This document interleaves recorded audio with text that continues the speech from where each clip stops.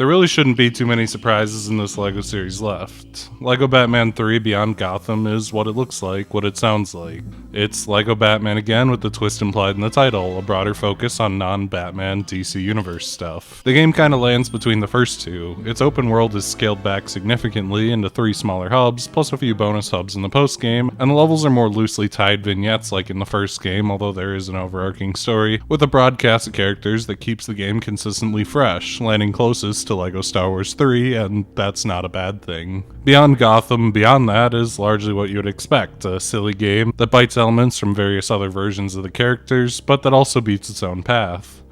As is usual in this franchise, Beyond Gotham was pretty endlessly available, simultaneously dropping on PC, PS3, PS4, Xbox 360 and Xbox One, and the Wii U, with the typical selection of smaller versions on Vita, 3DS, and something of a related game on contemporary phones at the time.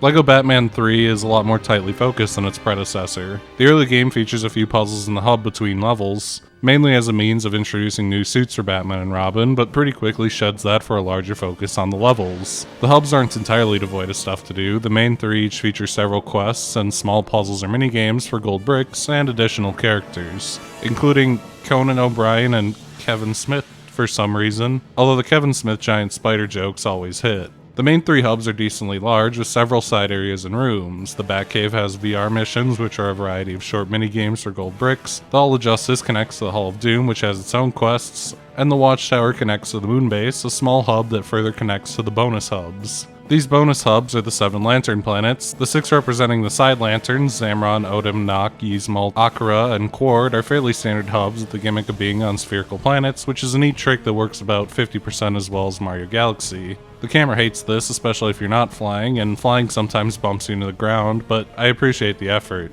Also, Daffy Duck is here for some reason, and doesn't stop talking. The final hub, Oa, the home of the Green Lanterns, is for some reason the only area in the game with vehicles, save 2 or 3 of the VR missions, and while they do control better than LEGO Batman 2, flying vehicles will gain the ability to move up and down on the right stick, it's still not amazing, and cars feel a lot less slippery, but still are a bit much, and most of the world is based on doing races. We came so close to just leaving all the races behind. We really did not need this.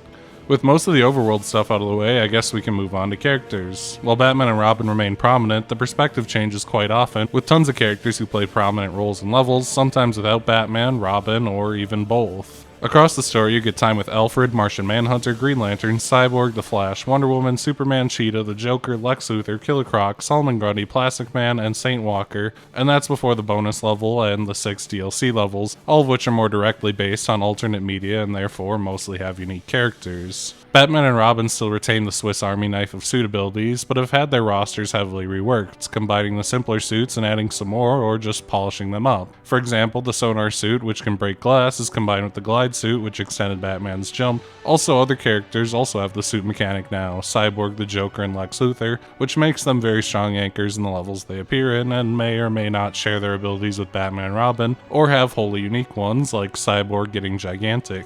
The amount of abilities in general is pretty insane, especially given that most characters have several. There's almost nothing Superman can't do, although many of these are returning abilities. Guns and projectiles still hit targets, bombs break silver, lasers break gold, and so on. To speed through the returning stuff, grapple, glide, shield, working like it did in LEGO Marvel where it can be used to stave off fire. Flight, some characters have jetpacks that need to be refueled at gas machines like Cyborg and Batman. Sense for detecting hidden objects, invisibility, x-ray vision, sonic glass shattering. Beams, the non-laser kind, freeze, electricity, diving in water, immunity to toxic waste, the suction suit, hacking, mind control, magnet, ball, Green Lantern constructs, form changing, usually into a giant guy's invincibility present on Kryptonians, and also notably some characters have auto health regen instead of full invincibility, stretchy man vents, super strength to crack big walls or move big objects, digging holes, turning tiny, exclusive to the Atom, and poison ivy flower teleporters all reappear on top of several new ones. The Flash and other speedy guys move schizophrenically fast, can operate cosmic treadmills, and build large things by finding 3 pieces in the environment. Robin's tech suit, as well as other characters who have the tech ability, can now make a little robot guy who can go through special vents. One of Robin's new suits and a few other characters glow in the dark, which I guess is a play on what Gandalf could do in LEGO The Lord of the Rings.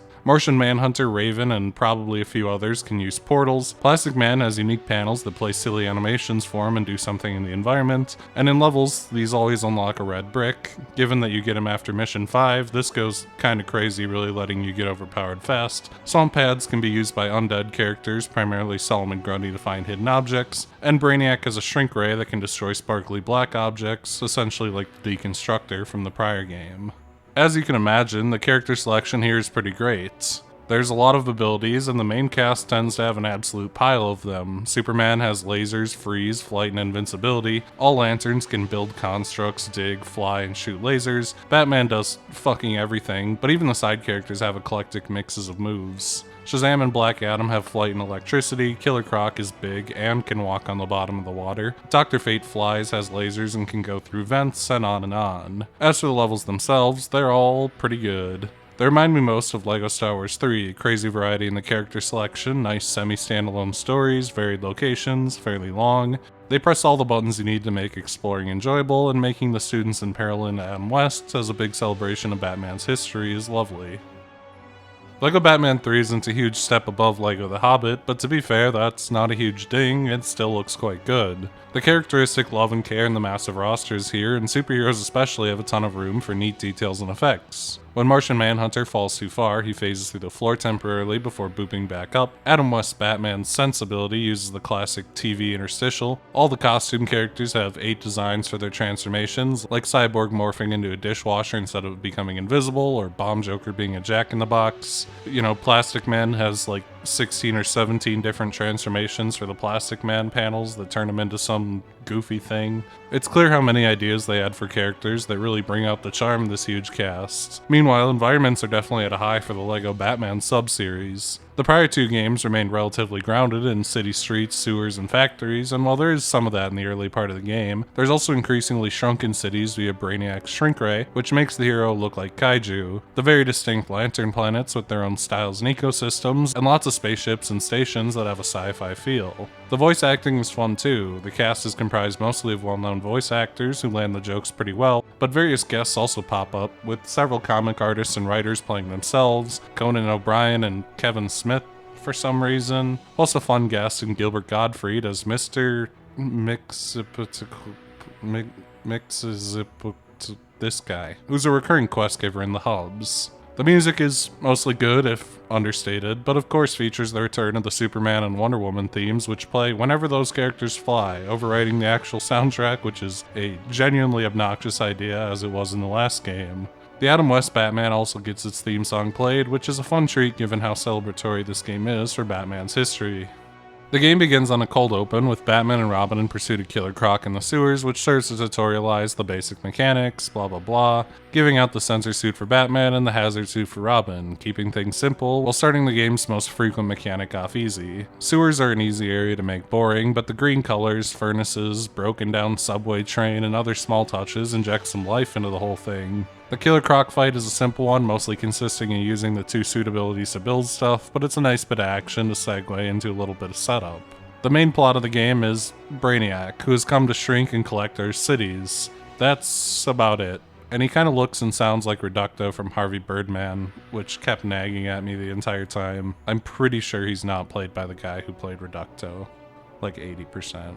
He also has some ability to mind control people. The second level is Robin and Alfred against an evil Batman. It's a puzzle-focused level, but with a unique idea that pits the weaklings against the most overpowered guy in the universe in the Batcave. It's pretty neat, and while the boss is a stretch, with Batman becoming like a kaiju of bats, it's really cool visually. With Batman temporarily out of commission, the game begins changing stuff up, giving Green Lantern and Martian Manhunter some time to shine, and both are pretty involved characters, Manhunter especially. Due to some this and that, a group of villains attack the watchtower where these two are, with Cyborg and Flash joining Batman and Robin as they try to enter. The space station's exterior is really cool. It's a giant rotating cylinder that you can run all the way around Mario Galaxy style, and unlike the hubs, the camera actually works here.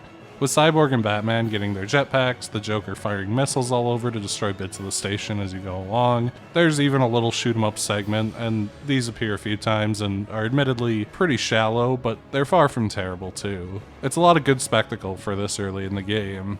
Once back inside the station, it's a grab bag of tiny bosses, some of which are more puzzle, and others of which are more standard. The game flips through characters in this segment, so everyone gets to fight 2 bosses of their own. The Flash and Wonder Woman each get one, Firefly needs to be hosed down, which is a cute gimmick, and Cheetah just needs a good beating, although she's only vulnerable when another player is pinned by her. Robin and Cyborg fight Grundy and Croc, both of whom need to be chased down by exploring a relatively large room, and Batman and Superman fight the big villains, Joker and Lex, although Joker is just support for a suited up Lex who needs to be fought in midair with Superman. None of these fights individually are all that much to write home about, but as a big collection of short fights, it's a nice change of pace from the usual levels. The level after isn't anything too special, but I like the constantly changing perspective. With Brainiac's ship latched onto the watchtower, giant tentacles burst through the floor, and fun groups of different guys need to go around cleaning stuff up. Initially with Batman, Robin, Martian Manhunter, Cyborg, and the Flash, as they escape a possessed Green Lantern's bubble, then shifting to Wonder Woman, Cheetah, and the Flash, then Batman, Joker, and Cyborg. We have the strongest segment where Cyborg moves objects around in a maze for Batman, and finally Robin, Lex, and Killer Croc have a short segment.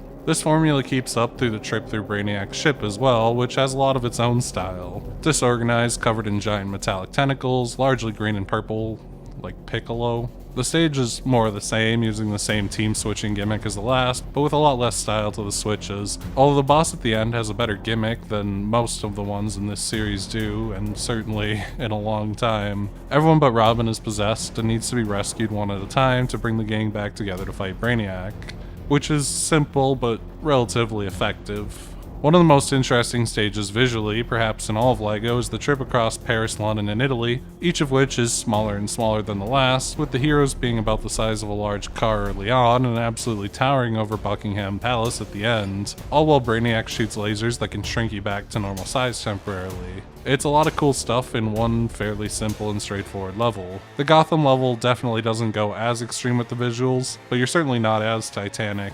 But it is cool to see various spots around Gotham again, given that it's mostly left out of this game in favor of other spots. From here, there's an interlude to get all the Lantern Corps together to save Superman, and somewhat uniquely, the first 5 of these can be done in any order, and each is massively different in appearance and goal, which is a really fun mix-up for this series. Xamaron is the base of the Star Sapphires, the Violet Lanterns, who are powered by love, and is largely a gaudy pink hellscape, with the level centering on a giant love dragon monster who terrorizes Manhunter, Flash, and Cyborg, which is fought by constructing romantic gestures to win it over. What a strange concept. Odin is home of the Blue Lanterns, powered by Hope, and the head of that group, St. Walker, even joins you towards the end. While the level is less high concept, Odin is very cool setting-wise, a sprawling and beautiful jungle filled with waterfalls, odd creatures, and giant bugs, which puts it extremely far apart from the more industrial views you normally see in the LEGO Batman sub-series. Nock is home to the Indigo Tribe, who are powered by compassion. Despite this, Nock is a giant jail for galactic villains, and its leader, Indigo 1, is evil right now because of something with the Green Lantern power battery, and needs a bit of sense knocked into her. The planet is gloomy and foggy, and a bit more puzzle focused, with some goofy portal mazes and the like, before getting to fight Indigo 1, who simply needs to be punched around for the most part until she hides on top of a cage that needs to be knocked down to get back at punching her.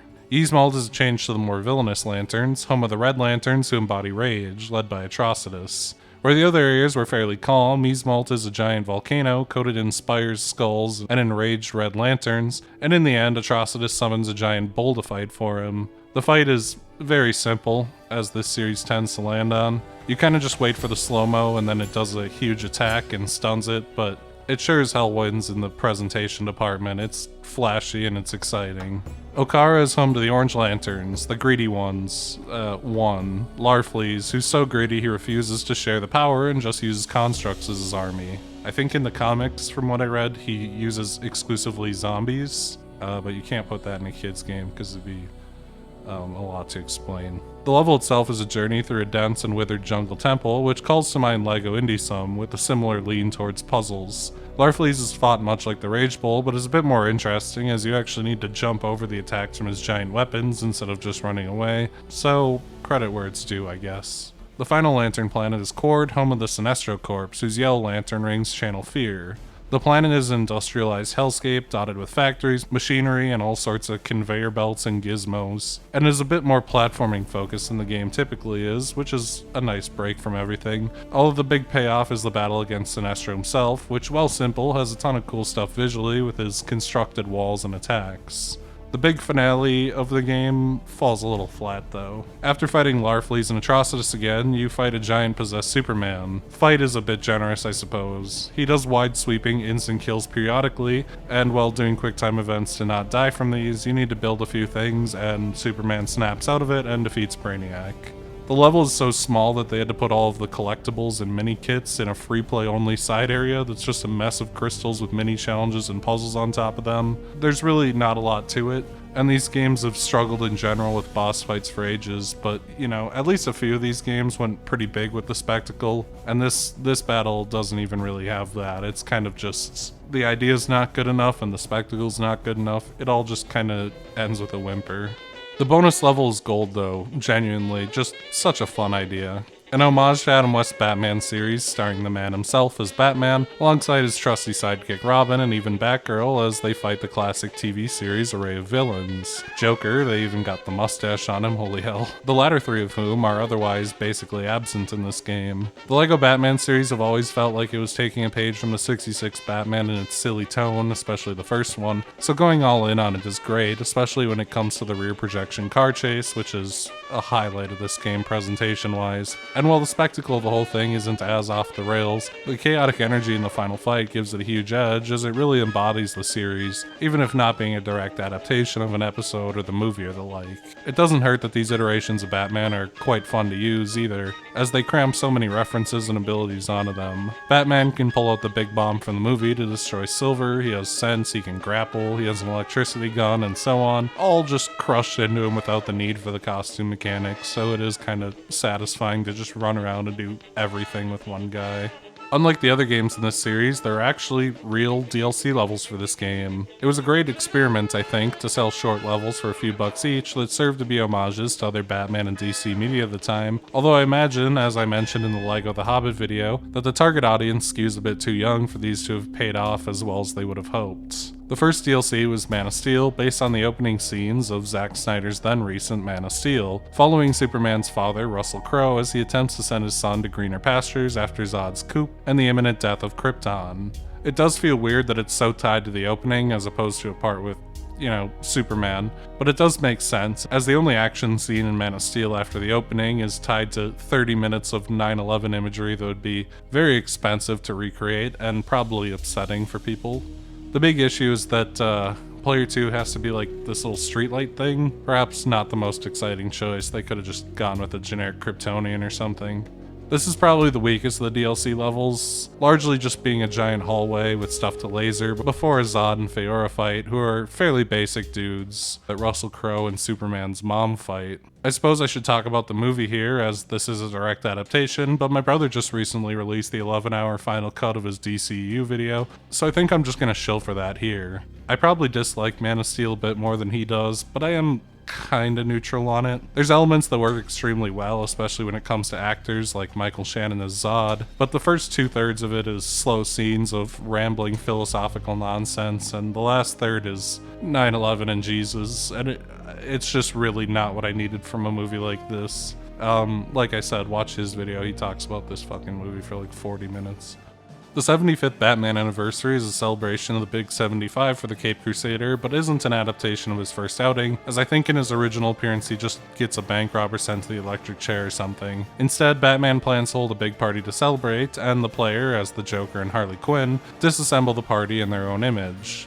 It's a level that consists of a bunch of puzzles in one giant room, turning the Batmobile into the Joker car, the decorations green and purple. It's not awful, it's a cute way to celebrate running for so long, but it's fairly simple and straightforward as far as it goes. There's not a lot of meat on the bone. Despite the name, the Dark Knight Trilogy level isn't an adaptation of the trilogy, just the Dark Knight, specifically the flashy Batmobile tunnel chase. The level feels a touch more ambitious than the other DLC levels, perhaps due to the love and financial success in Nolan's Batman movies, starting with the Joker and a generic henchman shooting police cars with rockets before hopping to a short investigative and exploratory segment with Commissioner Gordon and Batman, which is a bit more laid back, but it is pretty rare for these DLC levels to have like 2 separate segments instead of just one medium-length one.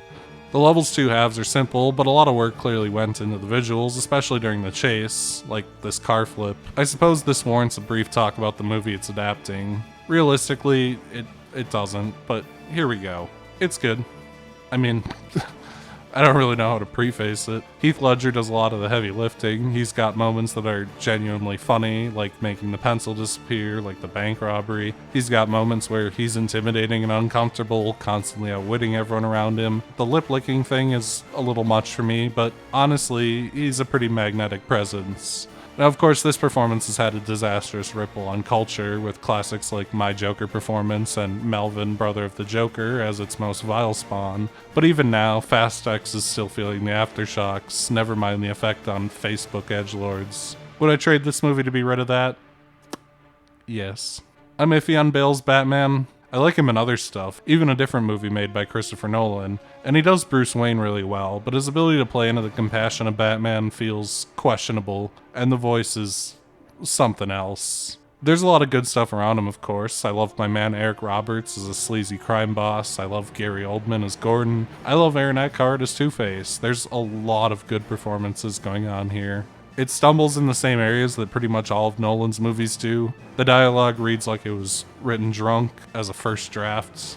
There's more plot holes than grains of sand on the beach. How did the other school buses not notice the one drive out of the smoking hole in the bank? And it's all an excuse to connect cool and beautiful shots and an occasional action scene or set piece together. Even action scenes aren't a real strength here. Despite a few good ones, fight choreography is also very hit and miss for Nolan, but I think the big personalities around Batman are what really work. It's a grimy crime movie that features Batman, and while it's not as all in on that as the wonderful The Batman from a few years ago, you'd be hard-pressed to say the characters here aren't crazy strong and make this movie very worth watching.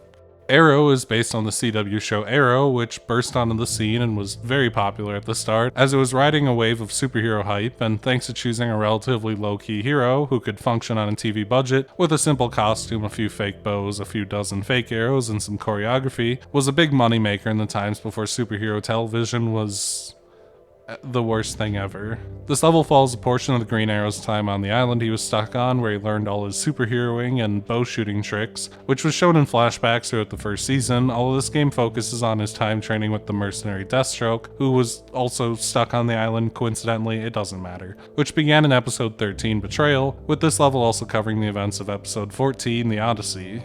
Both characters are fun. Green Arrow feels a bit different with his bow, and Deathstroke uses swords and guns together. And the jungle setting is relatively novel, although not entirely unique thanks to the Lantern Planets. And the level has a decent mix of everything: action, puzzles, platforming, even if only a little, although it's not hugely memorable. As for the show itself, I remember thinking it was okay when it first premiered and kept up with my brother for a few months, but fell off fairly early and decided to watch the relevant episodes to this level, and it sure is a CW show. It's a soap opera wearing a superhero skin. The main plot of these 2 episodes is about Green Arrow's ex-girlfriend getting kidnapped, her father attempting to keep her away from him, and his own mother being tied in with the Mafia or something, the evil people, mixed in with some occasional action scenes. It's all over the top and melodramatic. More relevantly, the flashbacks with Deathstroke are kind of the best part. The odd friendship between the two as Deathstroke warms up to the untrained future superhero is surprisingly well done, and while the action is definitely TV action, it works well enough for what it is. It's certainly not left enough of an impression on me to want to dive into Arrow more, but I didn't hate it. Bizzaro is a goofy side story set on the world of Bizzaro, an opposite world where the DC heroes are silly, stupid villains but are celebrated because opposite. The character selection is the most fun part here, especially Bizzaro Superman, whose breath is hot and melts gold, while his lasers are cold and freeze water. But the Bizzaro versions of Wonder Woman, Batman, Cyborg, and Green Lantern are charming in their own right. The level's a pretty simple collection of small puzzles as the Bizzaro troop fights off UFOs, and it's cute enough for what it is, although it's nothing to write home about. Finally, the squad is based on the Suicide Squad, although censored for fairly straightforward reasons. This is not an adaptation of the 2016 movie, which was still a fair ways off, but given that casting announcements began a month after this game's release, I would hazard a guess that it was definitely meant to serve to introduce the concept to more people for the then upcoming movie. As with Bizzaro, the highlight is the cast, which hits on a number of odd characters that were present in the Suicide Squad at the time, almost all of whom would be in the 2016 movie. Harley Quinn, Deadshot, El Diablo, Katana, and Captain Boomerang, with James Gunn's The Suicide Squad, also including King Shark, who's in this level, and neither of the movies yet have Deathstroke, although he is in the Batman vs. Superman post-credit scene, or the Justice League one or something, for some reason. It's really weird. And these characters are drip-fed throughout the level as the squad escapes the prison, introducing more and more powers throughout the level that are used to progress through the prison in the yard, which is a fun way to structure one of these levels. It's a nice finale for the DLC, probably the longest of any of the DLC levels, introducing a lot of unique characters, and while the setting of a prison isn't the most exciting, it all comes together fairly well to probably be the best of the bunch, up there with the Dark Knight one. LEGO Batman 3 Beyond Gotham is a lot of fun. The overworld stuff has never been my favorite, clearly, so the ones that minimize that for solid and varied levels are the ones that resonate with me the most. It does backpedal from a lot of what LEGO Batman 2 did, but that's kinda fine by me. The overworlds here aren't even bad either. I like the smaller, short burst hubs, especially when it comes to the Lantern planets not named Oa, but the real star of the show is the character selection and the levels, with a lot of creative and unique settings, a titanic cast that's well utilized, and with each level playing with their giant cast in a unique way. Plus the interesting ability to choose the order a bit, at least for a time. The Lantern lore stuff is all a bit silly to me, and according to Connor, it's not any better in the comics. It works well enough for delivering a really varied bulk of the game in that whole middle section where you're going planet to planet. The finale is a whimper and would probably leave a bit of a bad taste in my mouth, but it's hard to be mad when the Adam West level is such a brilliant palette cleanser, and even the DLC levels, while shallow and short, are a fun journey through bits and pieces of the wider DC multiverse. If I was ranking these games in some way, it would still be behind the Clone Wars, but I must say it's pretty closely behind. And really, the only thing I could even think to complain about is how much platforming has fallen by the wayside in this series, although that's far from this game's fault. It's a solid, simple game with so much variety you never have a chance to get bored, although I am worried about LEGO Jurassic World coming up next on most fronts, to be honest.